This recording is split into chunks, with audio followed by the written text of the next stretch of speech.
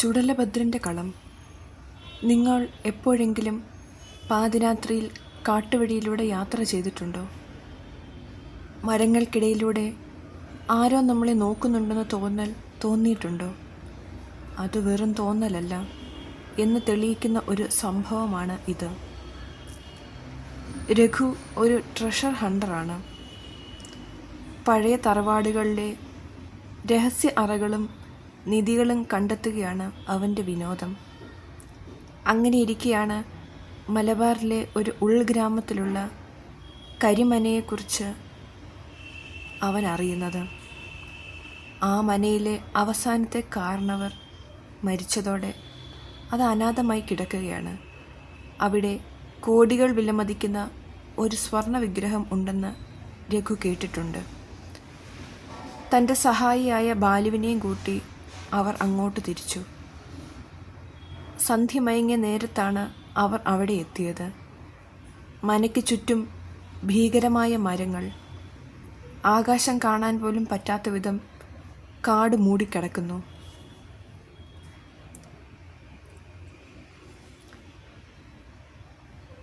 മനയുടെ വാതിൽ തുറന്നപ്പോൾ തന്നെ തുരുമ്പിച്ച, ഇനിയും കേൾക്കാത്ത തരം ഒരു ശബ്ദം കേട്ടു. അകത്തളത്തിൽ വല്ലാത്തൊരു തണുപ്പ്. ബാലുവിന് പേടി തോന്നി. രഘു, നമുക്ക് തിരിച്ചു പോയാലോ? ഈ സ്ഥലം അത്ര ശരിയല്ല. നോക്ക്, ആ ചുവരിലെ ചിത്രങ്ങൾ നമ്മെ നോക്കി ചിരിക്കുന്നത് പോലെ തോന്നുന്നു. രഘു ചിരിച്ചു. അവൻ തൻ്റെ മെറ്റൽ ഡിറ്റക്ടറുമായി നിലവറയിലേക്ക് നടന്നു. പെട്ടെന്ന് മനയുടെ പിന്നിൽ കാവിൽ നിന്ന് ഒരു ചെണ്ടമേളം കേട്ടു. ധം ധം ധം. ഈ പാതിരാത്രിയിൽ ആരാ ചെണ്ട കൊട്ടുന്നത്? അവർ ജനലിലൂടെ നോക്കി. കാവിനുള്ളിൽ തീപ്പന്തങ്ങൾ കത്തുന്നു.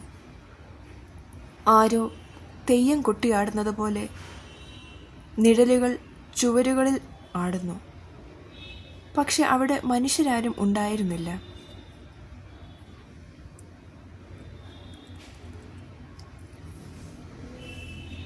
രഘു നിലവറയുടെ കല്ല് നീക്കി. അവിടെ ഒരു ചെറിയ ചെമ്പ് പെട്ടിയിരിക്കുന്നു. അത് തുറന്നപ്പോൾ അവർ അമ്പരന്നു പോയി. അതിൽ സ്വർണ്ണ വിഗ്രഹമില്ലായിരുന്നു. പകരം ഒരു മനുഷ്യൻ്റെ തലയോട്ടിയായിരുന്നു. ആ തലയോട്ടിയുടെ നെറ്റിയിൽ ചോര കൊണ്ട് ഒരു കുറി വരച്ചിരിക്കുന്നു. പെട്ടെന്ന് നിലവറയുടെ വാതിൽ തനിയെ അടഞ്ഞു. അകത്തെ മെഴുകുതിരി അണഞ്ഞു. ഇരുട്ടിൽ ബാലുവിൻ്റെ നിലവിളി കേട്ടു. രഘു, എൻ്റെ കാലിൽ ആരോ പിടിക്കുന്നു. ഇത് മനുഷ്യൻ്റെ കൈകളല്ല, എല്ലുകൾ മാത്രമാണ്. രഘു ടോർച്ച് തെളിച്ചു. അവൻ കണ്ടത് ഞെട്ടിക്കുന്ന കാഴ്ചയായിരുന്നു. ബാലുവിനെ നിലത്തുകൂടി ആരോ വലിച്ചുകൊണ്ടു പോകുന്നു. പക്ഷേ ആരെയും കാണാനില്ല. ബാലുവിൻ്റെ കാലിലെ പാടുകൾ കണ്ടപ്പോൾ രഘുവിന് മനസ്സിലായി, അത് ഒരു ചുടലഭദ്രൻ കോലത്തിൻ്റെ കാൽപ്പാടുകളാണ്. ആ മനയിലെ കാരണവർ കാവൽ നിർത്തിയ ആത്മാവ്.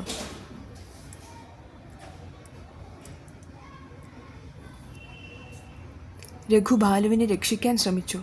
പക്ഷേ നിലവറയിലെ ചുവരുകളിൽ നിന്ന് രക്തമൊഴുകാൻ തുടങ്ങി. പുറത്ത് ചെണ്ടമേളം മുറുകുകയാണ്.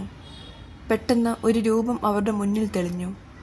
10 അടി ഉയരമുള്ള, ഉടലില്ലാത്ത, വെറും നിഴൽ മാത്രമായ ഒരു രൂപം. അതിൻ്റെ കണ്ണുകൾക്ക് പകരം 2 കനലുകൾ ജ്വലിക്കുന്നു. എൻ്റെ കാവൽ നീ തെറ്റിച്ചു, ആ രൂപം ഗർജിച്ചു. ആ ശബ്ദം കേട്ടപ്പോൾ നിലവറയിലെ കല്ലുകൾ തകരാൻ തുടങ്ങി. രഘുവിന് മനസ്സിലായി, ഇവിടുത്തെ നിധി ആ സ്വർണ്ണ വിഗ്രഹമല്ല, മറിച്ച് ഈ ആത്മാവിനെ തളച്ചിട്ടിരിക്കുന്ന ഈ തലയോട്ടിയാണ്. അവൻ ആ തലയോട്ടിയെടുത്ത് എറിയാൻ നോക്കി. പക്ഷേ അവൻ്റെ കൈകൾ തളർന്നുപോയി. അവൻ്റെ നഖങ്ങൾക്കിടയിൽ നിന്ന് രക്തം വരാൻ തുടങ്ങി. അവൻ പതുക്കെ ആ രൂപമായി മാറിക്കൊണ്ടിരിക്കുകയായിരുന്നു. അടുത്ത ദിവസം രാവിലെ നാട്ടുകാർ മനയുടെ വാതിൽ തുറന്നത് കിടക്കുന്നത് കണ്ടു. അകത്ത് രഘുവും ബാലുവും ഇല്ലായിരുന്നു. പക്ഷേ നിലവറയിൽ പുതിയ 2 തലയോട്ടികൾ കൂടി വെച്ചിട്ടുണ്ടായിരുന്നു. രഘുവിൻ്റെയും ബാലുവിൻ്റെയും രൂപസാദൃശ്യമല്ല തലയോട്ടികൾ. ഇന്നും ആ മനയ്ക്ക് മുന്നിലൂടെ പോകുമ്പോൾ രാത്രിയിൽ 2 പേർ സംസാരിക്കുന്നത് കേൾക്കാമെന്ന് പറയും. നമുക്ക് ആ നിധി എടുക്കാം എന്ന് ഒരാൾ പറയുമ്പോൾ, വേണ്ട, അയാൾ വരും എന്ന് മറ്റൊരാൾ വിറയ്ക്കുന്ന സ്വരത്തിൽ മറുപടി നൽകും. പകൽ വെളിച്ചത്തിൽ നിങ്ങൾ ആ മനയിലേക്ക് നോക്കിയാൽ വരാന്തയിലെ തൂണിൽ 2 പുതിയ നിഴലുകൾ കാണാം. വെയിൽ മാറിയാലും ആ നിഴലുകൾ മാറില്ല. കാരണം അവർ ഇപ്പോൾ ആ മനയുടെ പുതിയ കാവൽക്കാരാണ്. നിങ്ങളും ഒരിക്കൽ അവിടെ ചെന്നാൽ നിങ്ങളുടെ നിഴലും അവിടെ ബാക്കിയായേക്കാം.